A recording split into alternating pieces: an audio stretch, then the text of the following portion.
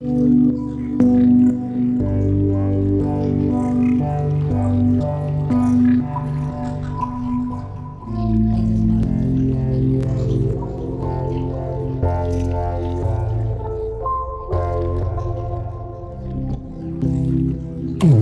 dans l'exposition Les animaux du roi, ici au château de Versailles. Vous voyez, vous êtes dans une forêt qu'on a plantée au milieu du château de Versailles.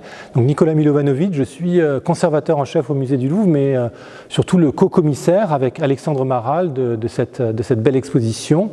Bienvenue à Versailles, voir l'exposition sur les animaux du roi. Les visiteurs vont découvrir tout ce monde animalier qui a complètement disparu du Versailles d'aujourd'hui, puisque Versailles aujourd'hui c'est un musée, mais sous l'Ancien Régime c'était une résidence, une demeure où vivait le roi, sa famille, la cour, mais aussi quantité d'animaux. L'animal était omniprésent. C'était le cas dans le parc, dans les jardins évidemment, mais c'était aussi le cas en ville où le roi a construit, les rois ont fait édifier de nombreux bâtiments pour abriter des animaux, et puis dans le château où les membres de la famille royale et les courtisans avaient des animaux à proximité et vivaient en contact quotidien avec quantité d'animaux. Donc on sent qu'il y a une sensibilité du roi à la beauté animale, et ça c'est le point de départ, car la ménagerie elle vient très tôt, c'est dès les années 60, c'est quand le Versailles est encore qu'un tout petit relais de chasse, pas encore bien avant le grand château qu'on connaît aujourd'hui. Donc dès le début, Versailles est intimement lié au monde des animaux, par le goût du roi pour la beauté animale et par le fait que c'est un domaine de chasse, et ensuite ça va se continuer. Car tous les princes ont des animaux, tous les courtisans ont des animaux, et donc l'animal va proliférer, si je puis dire, à Versailles.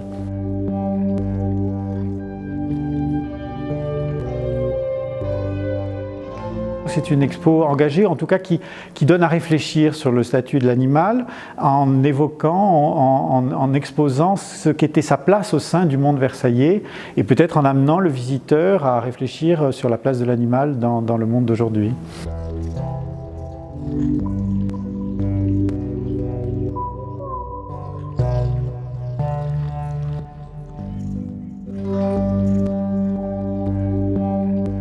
Là, nous sommes devant le groupe des Chevaux du Soleil des frères Gaspard et Balthazar Marcy. C'est un groupe qui a été sculpté pour la grotte de Tétis à partir de 1667 et c'est en marbre de Carrare, donc ça a pris un certain temps pour acheminer les blocs et pour sculpter l'œuvre qui est livrée donc en 1672, 5 ans plus tard. La commande comportait deux groupes. Les deux groupes sont présentés à l'entrée de l'exposition, l'autre groupe étant dû à Gilles Guérin, et ces deux groupes devaient prendre place dans la grotte de Tétis de part et d'autre du groupe central d'Apollon servis par les nymphes. Car les chevaux que l'on voit, ce sont les chevaux du char du soleil, ceux qui ont tiré le char d'Apollon pendant toute la journée. Apollon se repose auprès de Tétis et de ses nymphes dans la grotte marine, et les chevaux sont dételés, rendus à leur liberté. Donc ils en profitent pour se cabrer, pour se batifoler, et surtout pour se désaltérer. Alors ils ne boivent pas n'importe quoi, ce sont les chevaux d'un dieu, ils boivent l'ambroisie, qui est le breuvage réservé aux dieux. Et ils ont des tritons, qui sont des créatures hybrides, qui viennent s'occuper d'eux pour les panser, pour les désaltérer, essayer de canaliser leurs forces rendues libres. Ces œuvres, après avoir été dans la grotte de Tétis, ont eu 4 emplacements successifs dans les jardins du château, et le dernier d'entre eux leur a été assez préjudiciable. C'est Hubert Robert, à l'époque de Louis XVI, qui a imaginé le bosquet des bains d'Apollon et qui a placé ces groupes, ces chefs-d'œuvre de la sculpture classique, dans une composition pré-romantique, un rocher, où ils ont été exposés aux intempéries, et ça les a beaucoup fait souffrir. En 2008, donc, nous avons pu les mettre à l'abri et les remplacer par des répliques grâce à un mécénat déterminant de la Versailles Foundation.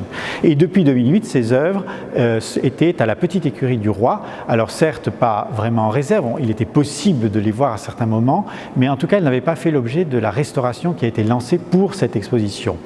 Et en exergue de l'exposition sur les animaux du roi, Nicolas et moi, on tenait vraiment à montrer ces groupes qui sont des chefs-d'œuvre absolus de la sculpture animalière, de la sculpture tout court française du XVIIe siècle, et le thème des chevaux était vraiment au cœur, on était vraiment au cœur du sujet. Alors il y a eu un énorme travail de restauration parce qu'il a fallu resocler, redisposer ces œuvres telles qu'elles étaient dans la grotte de Tétis. Elles sont composées de plusieurs fragments, de plusieurs morceaux. Il a fallu qui n'ont pas la même assise. Il a fallu donc essayer de les remettre à la bonne hauteur et de les assembler correctement. Pour ce faire, on pouvait se faire aider de gravures anciennes qui dataient de la grotte de Tétis. Et puis on a eu un socleur extraordinaire, Laurent Lally, qui a travaillé 5 mois. Il m'a dit que c'était le chantier de sa vie, et je le comprend, parce que donc il a conçu une armature métallique qui est invisible, mais qui permet donc de redisposer chacun des morceaux qui composent ce groupe à la bonne hauteur, et grâce à un système de roulement à billes qu'il a inventé de rapprocher les fragments les uns des autres sans prendre le risque de heurter le marbre. C'était un vrai puzzle très fin, au centimètre, au millimètre près. Et ensuite, donc, cette structure métallique a été habillée par un parement de bois sur lequel on a appliqué une photographie qui a été faite d'après la gravure qui montre les socles d'origine qu'on n'a plus dans la grotte de Thétis. Donc là, on a une évocation au plus près, au plus loin de ce que l'on peut aller de leur disposition d'origine. Et en plus, donc, on les a placés dans cette partie du château qui correspond à quelques mètres près à la grotte de Thétis. Donc c'est un vrai retour pour eux, une vraie réhabilitation. Et en plus, donc, il y a eu tout un travail d'éclairage mené par Lionel Coutoul, donc responsable des éclairages du château, pour les mettre en valeur. Et là, on les voit qui surgissent de la nuit. C'est vraiment extraordinaire. C'est une révélation qui est là pour impressionner, illuminer le visiteur qui va ensuite voir l'exposition au premier étage. À la fin de l'exposition, il serait dommage de remettre ces œuvres à la petite écurie. C'était vraiment un des ornements majeurs du château de Louis XIV. Louis XIV avait construit la grotte de Thétis et avait prévu ces œuvres pour la grotte de Thétis. Et il faut absolument qu'elles restent visibles et dans cette configuration-là. Alors après, l'emplacement, je ne sais pas, mais on peut toujours souhaiter que ce soit un lieu tel que celui-ci.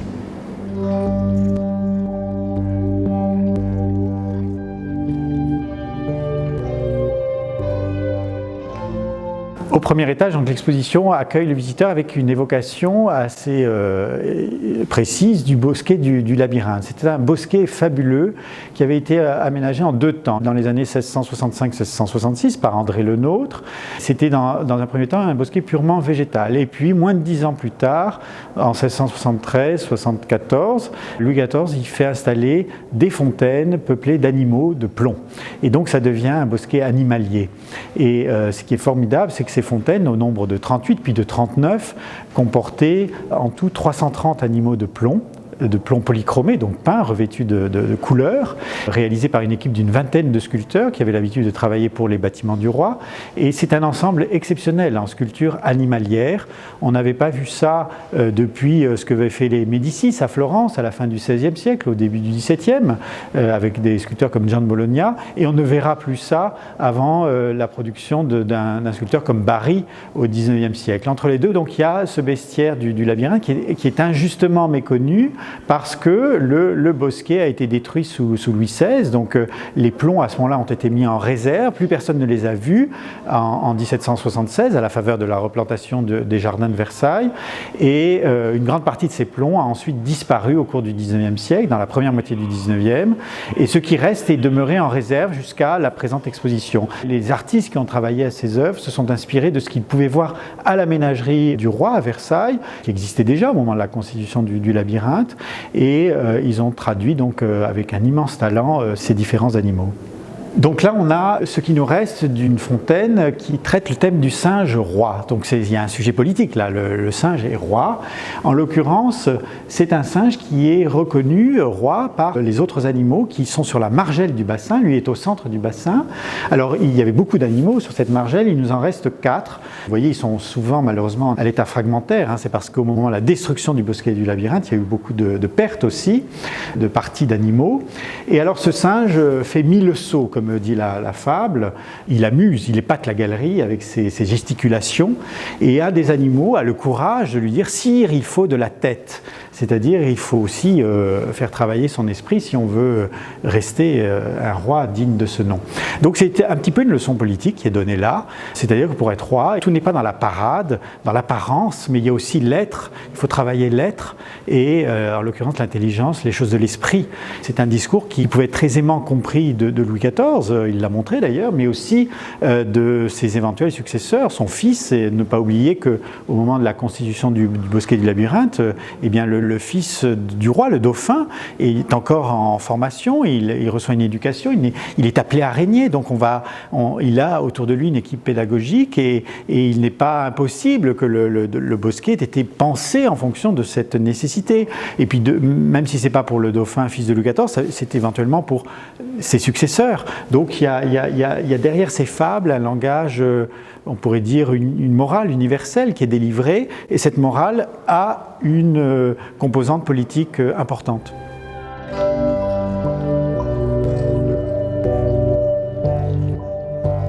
Alors ici, on est dans la salle des animaux phares. Hein. Parmi les animaux phares, il y a le léopard, vous voyez. Alors il y avait effectivement d'ailleurs un léopard à Versailles qui était peint par Oudry, mais ici c'est un traîneau léopard, donc qui servait au plaisir de Louis XV les mois d'hiver.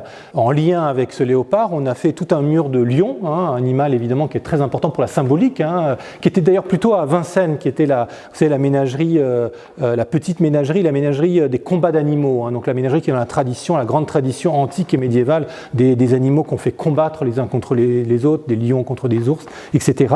Alors qu'à Versailles, on a une ménagerie beaucoup plus pacifique. Néanmoins, il faut évoquer la présence des fauves et ce qui est très important, le chef-d'œuvre de cette salle, on le voit dans la perspective du traîneau, c'est le tableau d'Oudry avec une antilope, donc autre animal phare de la ménagerie, qui semble tout à fait insensible aux trois chiens qui s'élancent pour essayer de s'approcher d'elle. Ils sont retenus par les cordes. Et là, on a finalement deux univers des animaux à Versailles qui se rassemblent, qui se rejoignent, l'univers de la ménagerie, l'univers des animaux exotiques, et puis l'univers de la chasse, hein, le grand rituel monarchique de la chasse. Mais l'artiste Oudry, dans un tableau qui est absolument renversant, hein, je trouve confondant de beauté, qui est dans une collection particulière en Irlande, donc il faut vraiment prendre le temps de l'apprécier, de l'examiner, eh bien, il réunit de manière très poétique, presque fantastique, ces deux parties normalement tout à fait séparées de l'univers animalier versaillais, la ménagerie et la chasse.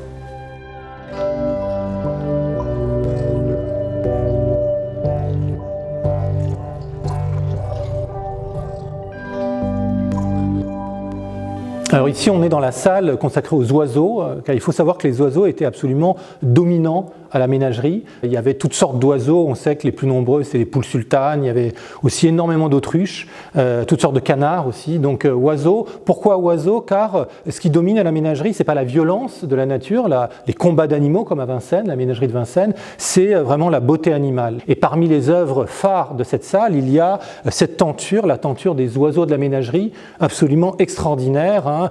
Cette tenture est aujourd'hui conservée à la Villa Bon Repos, qui est une petite villa tout près de Lausanne, donc c'est très peu connu, c'est la première fois que ça vient à Versailles, et surtout, cette tenture, vous le voyez, est dans un état de conservation absolument époustouflant, c'est-à-dire avoir une telle force de coloris, les verts conservés, les bleus, les pigments les plus fragiles, les rouges, cette subtilité, donc les oiseaux de la ménagerie au premier plan, un magnifique paysage au second, c'est vraiment exceptionnel. Donc ça, c'est une œuvre phare, une œuvre qui témoigne aussi du fait que les animaux de la ménagerie étaient transposés, pas seulement en peinture, mais aussi en marqueterie de pierre dure, en tapisserie. Donc en fait, dans toutes les techniques artistiques, ils servaient à enrichir la beauté de toutes les productions autour du roi, sachant qu'ici, ce n'est pas les Gobelins, c'est Beauvais. Hein. Donc on voit aussi la qualité de la manufacture de Beauvais, et on a voulu la mettre pour illustrer le lien avec les tableaux auprès d'autruches peintes par Desportes, d'après Boulle. Donc on a toute cette filiation Boulle-Desportes, et puis les tapisseries Beauvais, les Gobelins, donc tout ce monde,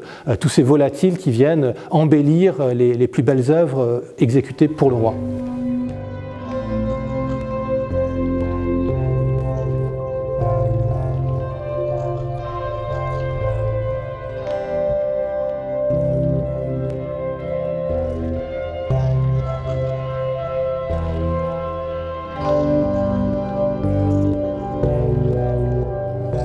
Alors on est ici devant un chef-d'œuvre de François Boucher qui a été peint pour un lieu privilégié au sein de Versailles, petite galerie des chasses exotiques ou chasses en pays étrangers qui représentaient des chasses imaginaires. Hein, donc pour Boucher, c'est une chasse au crocodile, et ça nous donne la chance de montrer le talent d'un artiste comme François Boucher qu'on n'attend pas forcément dans ce domaine, c'est-à-dire celui de la peinture animalière, et on voit comment sa liberté de la touche fait vraiment justice à l'extraordinaire extraordinaire vivacité, je dirais, de cette scène. Et par ailleurs, on a la bordure, qui est une bordure de Verbeck, qui est merveilleuse et qui rappelle un petit peu le cadre rocaille, qui était celui de ce décor qui a été ensuite détaché et est aujourd'hui conservé au musée d'Amiens.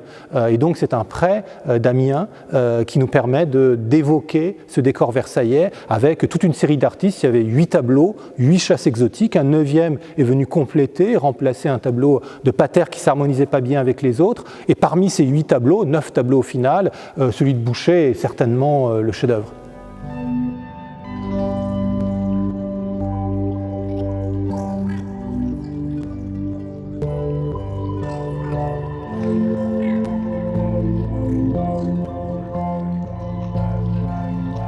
Alors on est ici face à 2 vestiges de la galerie du décor de la ménagerie. Donc on sait qu'à la ménagerie, l'essentiel c'est le salon octogonal qui donne sur les différentes cours, mais il y avait aussi derrière la 8e travée une petite galerie.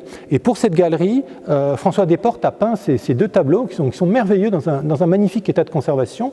Alors ils sont conservés à l'Assemblée nationale, et des tableaux qui ne sont pas forcément dans les musées.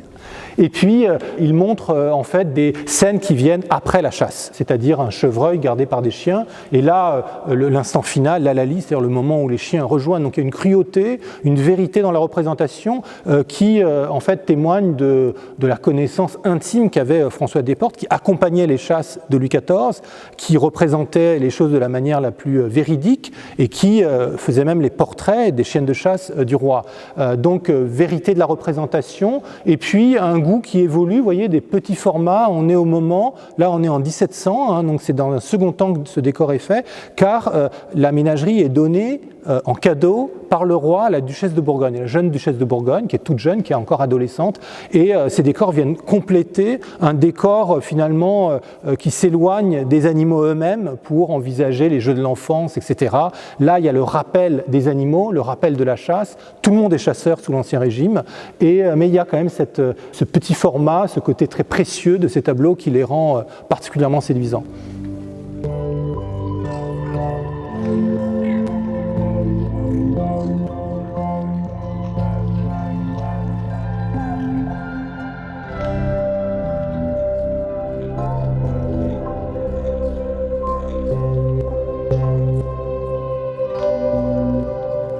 Alors là, on est face à une de mes œuvres préférées, voilà, un de mes coups de cœur de cette exposition, c'est ce merveilleux tableau de François Desportes qui est conservé à Sèvres, cité de la céramique, car elle a le fond Desportes. Desportes étant l'élève de Bernard Hertz, il avait gardé par-devers lui toute une série soit de tableaux et d'études de Bernard Hertz, soit ses propres études. Donc c'est vraiment un fond d'atelier qui est entré dans la collection royale, mais parmi toutes ces œuvres qui sont plus merveilleuses les unes que les autres, qui ne sont pas connues, car voilà, on les présente que très rarement, donc c'est vraiment l'occasion de venir les voir. Il y a cette œuvre qui pour moi est un chef-d'œuvre et quelque chose qui a une poésie tout à fait particulière, c'est-à-dire vraiment 2 flamants roses, vous voyez, qui se rejoignent, qui dessinent un cœur, et on a une sorte de calligraphie animale, on a une subtilité dans le dessin, une poésie. Là, on est pour moi face à une sorte de Joconde, peut-être la Joconde de Sèvres, et en tout cas une œuvre qui va devenir certainement l'un des emblèmes de l'exposition.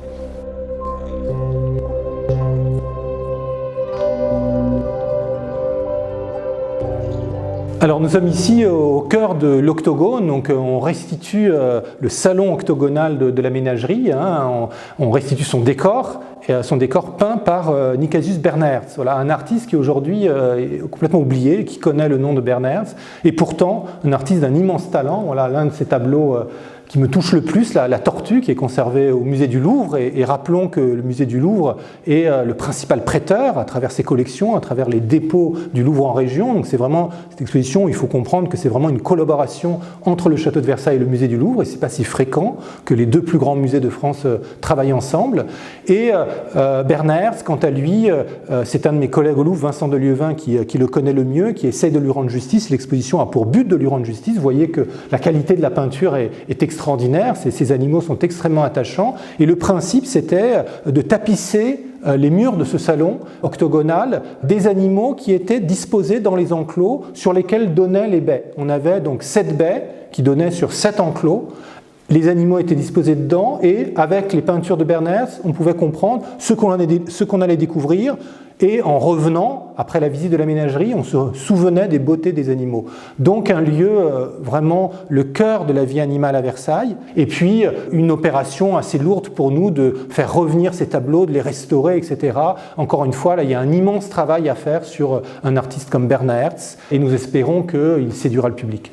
Alors, nous avons du coup, pour restituer le décor de la ménagerie, remis les dessus de porte en dessus de porte, donc assez haut, et néanmoins, c'est parfois des chefs-d'œuvre. Ici, on a des belles poules, hein, extraordinairement séduisantes, avec des coiffures qui peuvent nous inspirer aujourd'hui. C'est quelque chose qui est également conservé au musée du Louvre et qui montre encore une fois vraiment la variété du talent de Bernard Hertz, très différent de celui des autres artistes, notamment de Peter Boulle, et qui savait vraiment saisir les animaux sur le vif dans leur singularité.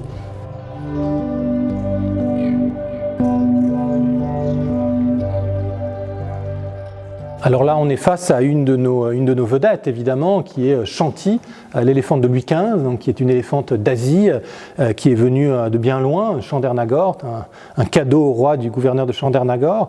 Donc un très long voyage, plus d'une année de voyage. Elle arrive à Versailles, elle va vivre 10 ans à Versailles, elle va être renommée par des petits épisodes de sa vie, elle sait déboucher les bouteilles de vin, elle asperge les visiteurs lorsqu'ils se moquent d'elle. Enfin, il y a beaucoup d'anecdotes autour de cette éléphante. Et puis, à un moment, elle en a assez, elle décide de s'enfuir, elle casse ses chaînes et elle quitte son enclos, elle quitte la ménagerie de Versailles et elle va malheureusement tomber dans le Grand Canal et finir noyée. Donc une mort malheureuse. Pour cette éléphante, elle a été, comme tous les animaux de la ménagerie, étudiée, disséquée après sa mort. Ça participe à l'étude scientifique des animaux, avec de grandes publications, les mémoires pour servir l'histoire naturelle des animaux de Claude Perrault, et puis Buffon prend la suite avec Daubenton. Et la dissection, normalement, est suivie par une taxidermie. Et là, en l'occurrence, la taxidermie n'est pas faite tout de suite. Et c'est seulement Napoléon, l'empereur, qui l'envoie en 1805 en Italie. Alors, pourquoi ? Parce que l'Italie était devenue française à ce moment-là, en tout cas en partie. Et donc, Napoléon en fait don en 1805 au Muséum d'histoire naturelle de la ville de Pavie, où une taxidermie va être effectuée en 1812, donc elle est effectivement très ancienne, mais cette éléphante va rester un peu oubliée, et c'est seulement tout récemment que le muséum de Pavie va entreprendre sa restauration. Donc c'était une chance pour nous, très belle restauration, a permis le retour finalement de Chanty à Versailles, donc qui est une grande joie et une grande émotion. Vous voyez qu'elle prend sa place. Nous la présentons, vous voyez, devant l'une des tapisseries des 4 éléments, donc qui transposait les animaux en tapisserie autour des divinités de la terre. Et vous voyez le lion extraordinairement sympathique et d'autres animaux donc d'après les modèles de la ménagerie qui sont représentés donc pas loin de Chanty.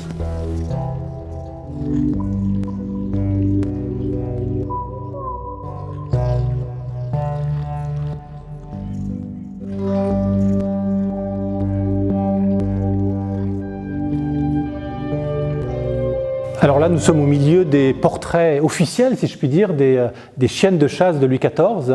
Louis XIV était passionné de chasse, mais aussi passionné de ces chiennes de chasse, donc qui, vous voyez, se rapproche des braques pour la variété des braques contemporains. Il les nourrissait de sa main. Il les logeait dans le cabinet du billard. Auparavant, il y avait le goût du roi pour le billard, et puis il enlève le billard et il met les niches des chiennes autour. Donc il y a vraiment une proximité entre le roi et ses chiennes. Il demande à son artiste, qu'il appréciait énormément, François Desportes, de les représenter au cours de la chasse, dans leurs attitudes les plus naturelles. Et ça donne des chefs-d'œuvre comme le portrait de Tann que vous avez derrière moi, avec donc le nom de l'animal inscrit en lettres d'or. Elle est là, elle est saisie dans sa personnalité. Ce sont des personnalités animales avec lesquelles le roi avait une relation toute particulière, et le roi appréciait autant les tableaux que les chiennes, puisqu'on sait que certains de ces tableaux ont figuré dans les cabinets du roi, ce qu'on appelle, c'est l'appartement de collectionneur du roi, au cœur de Versailles, là où il y avait tous les chefs-d'œuvre. Donc entre la Joconde, un Raphaël, un Guido Reni, vous aviez Tann ou Florissant, chienne de Louis XIV, peint par François Desportes.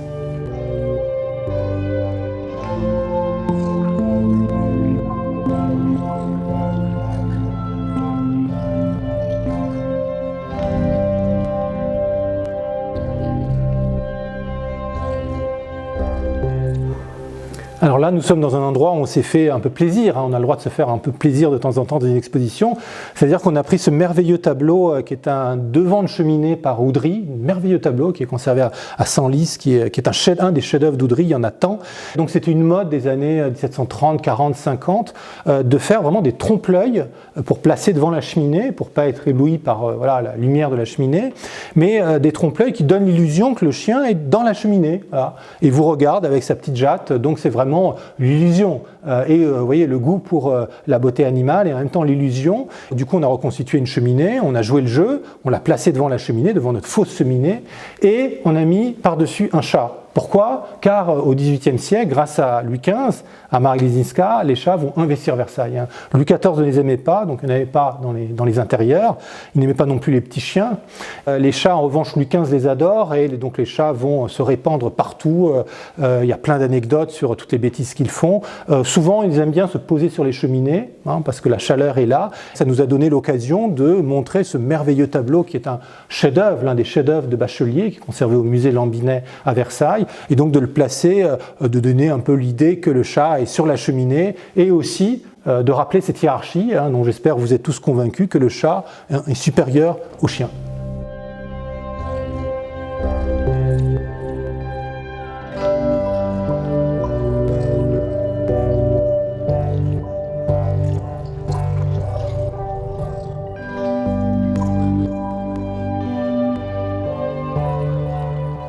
Alors nous sommes ici face à une des œuvres vraiment rares de l'exposition car elle est en collection privée aux États-Unis, donc vous imaginez que notamment dans le contexte actuel c'était particulièrement difficile de la faire venir et c'est une œuvre très très importante car c'est le seul portrait officiel de chat conservé. Portrait officiel, donc comme pour les chiennes de Louis XIV, il y a un grand format, il y a le nom de l'animal inscrit en lettres d'or, donc c'est le général, il y a cet animal qui est un chat noir, donc qui montre qu'on n'aimait pas que les chats angora blancs et qui posant la patte sur un lièvre, et il est dans un décor à l'antique avec des marbres de couleur, avec l'écusson de France aux 3 fleurs de lys, donc quelque chose d'extrêmement impressionnant et qui montre l'importance qu'avaient ces portraits d'animaux. Ici c'est une commande de Louis XV pour Compiègne et aujourd'hui finalement un survivant, une œuvre rarissime, un unicum on va dire.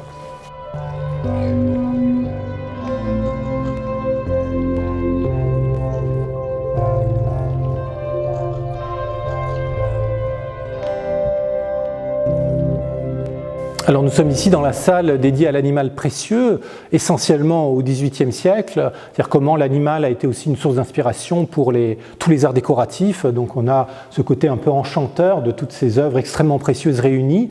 Et parmi toutes ces œuvres, moi j'ai vraiment 2 œuvres préférées. L'album de Marly, qui est extraordinaire, qui est juste à côté de moi, qui montre le bassin des carpes. On l'a ouvert à la page du bassin des carpes, car il faut rappeler déjà que les poissons sont importants et que Louis XIV était un passionné de carpes. Voilà, il avait ces carpes qu'il connaissait, auxquelles il parlait, qu'il nourrissait.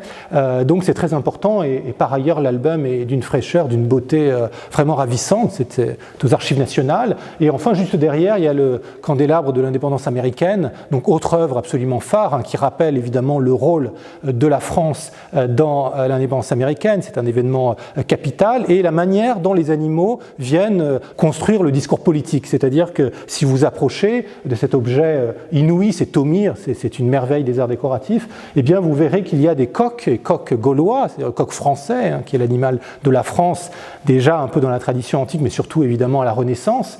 Et puis il est en train de fanfaronner au-dessus de léopard anglais, car évidemment c'est bien en arrivant à surmonter l'Angleterre, la puissance anglaise, que la France a pu aider la jeune Amérique à acquérir son indépendance. Donc on a les animaux qui jouent ici un rôle politique, et il y a évidemment le talent de Thomire pour un objet, pour créer un objet absolument extraordinaire.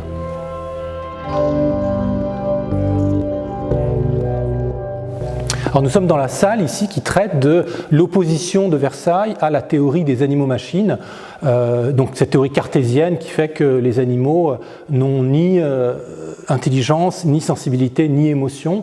Descartes voulait en fait vraiment bâtir un mur entre l'homme et l'animal, et il se trouve que Versailles a toujours été opposé, les grandes figures versaillaises qui sont opposées à ça.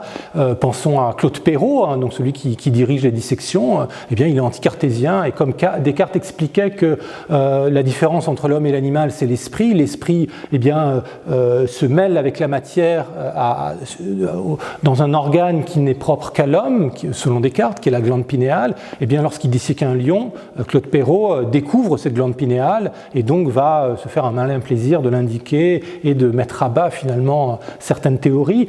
Après, d'autres grandes figures versaillaises vont continuer à s'opposer à Descartes, parmi lesquelles il faut citer la princesse Palatine qu'on a mis un peu à l'honneur dans cette salle, la reine Marie Lesinska, son lecteur qui était Paradis de Moncrief, qui écrit la première histoire des chats, hein, vous voyez les prémices de l'histoire culturelle des animaux, et puis aussi un personnage important qui est Charles-Georges Leroy, qui était garde des chasses de Louis XVI et qui étudiait les animaux dans leur milieu naturel, et c'est là qu'il a compris qu'ils avaient une intelligence, hein, par les ruses extraordinaires qu'il déploie pour échapper aux chasseurs, et Leroy était un ami des encyclopédistes et a écrit un certain nombre de lettres sur l'intelligence des animaux dans les années 1760 pour s'opposer frontalement à Descartes. Donc il y a vraiment ce foyer de résistance à Descartes ici à Versailles, avec ces grandes figures, mais évidemment il y a avant tout les artistes, et les artistes d'instinct en quelque sorte sont opposés au cartésianisme, à la réduction à des machines, et c'est ce que nous avons voulu illustrer avec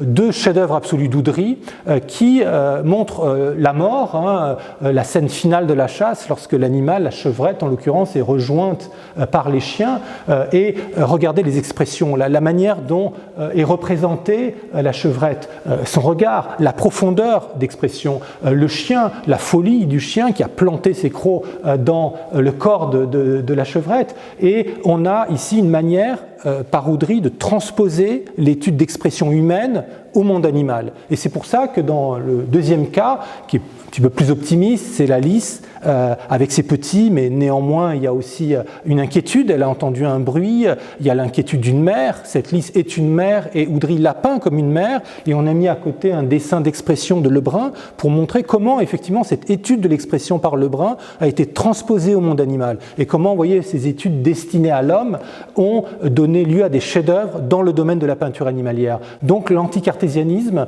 Versailles en tout cas est un des lieux de l'anticartésianisme, et les artistes ont évidemment un rôle de premier plan.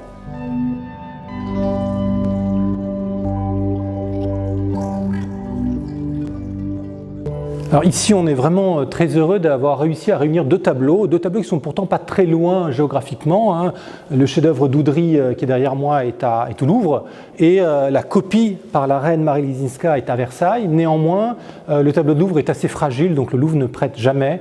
Il est transposé, là c'est exceptionnel, c'est lié au fait que Versailles n'est pas si loin du Louvre et que les conditions étaient très maîtrisées. Et il y a par ailleurs une histoire évidemment derrière ces deux tableaux, car le Oudry est un chef-d'œuvre vraiment absolu, un des plus beaux Oudry, qui a été peint selon les instructions très précises du dauphin Louis-Ferdinand, fils de Marie Lesinska, qui lui dit quoi mettre, quels animaux, à quel endroit. Et vous voyez, il représente une vision, une France un peu éternelle, idéale, vous voyez, où l'homme est en harmonie avec la nature, avec les animaux. Il y a cette qualité de coloris, notamment chez Oudry, une peinture qui a eu un succès extraordinaire, à tel point que la reine donc a décidé d'en faire une copie, car elle était peintre, elle avait ce talent, et elle décide, 3 ans après avoir vu le tableau d'Oudry, donc on est en 1753, de donner cette copie à son époux, le roi Louis XV, pour ses étrennes. Et donc on peut admirer le talent, juger du talent de Marie Lesinska, qui était très fière de son œuvre, qu'elle a signée Marie, reine de France, Fékit, 1753. Alors, il n'y a pas forcément cette profondeur, cette qualité de coloris comme chez Oudry, mais néanmoins un vrai talent. Et puis, voilà, cette aventure, un tableau, l'original, peint sur les instructions précises du fils, hein, du dauphin, Louis-Ferdinand, et puis la reine qui a tellement aimé le tableau qu'elle en fait elle-même une copie qu'elle offre au roi. Donc toute la famille royale est rassemblée, et on a deux œuvres vraiment absolument hors normes qui se rencontrent ici pour la première fois.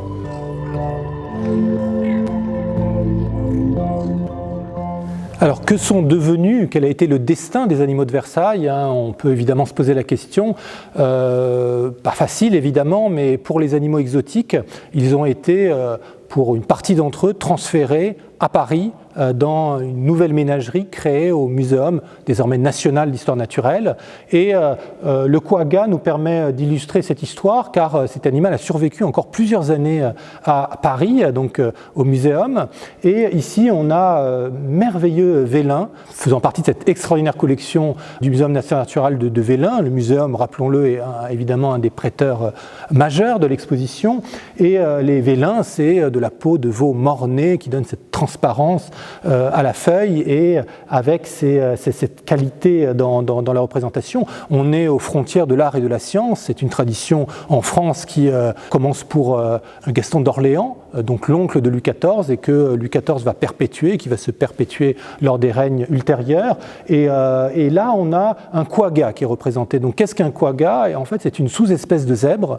D'ailleurs, le roi, en l'occurrence Louis XVI, voulait un zèbre. Il pensait qu'il manquait un zèbre à la ménagerie de Versailles, et donc il fait chercher un zèbre en Afrique du Sud, et on lui apporte 2 zèbres, sauf que le voyage étant extrêmement long et difficile, les 2 zèbres meurent.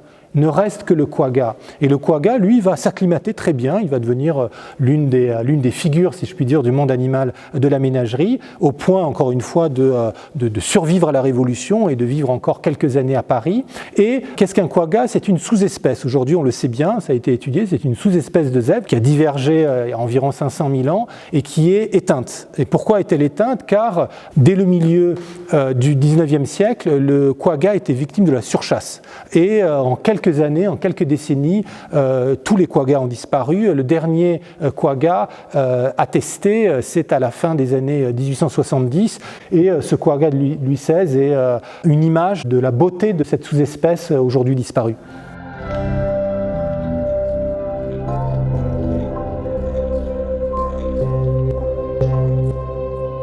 Donc nous voici à la fin de l'exposition. Vous voyez, c'est une tortue qui vous retrouve pour vous guider vers la sortie, vers la fin, vers les enfants au cygne d'ailleurs, qui sont un peu le chant du cygne de l'exposition.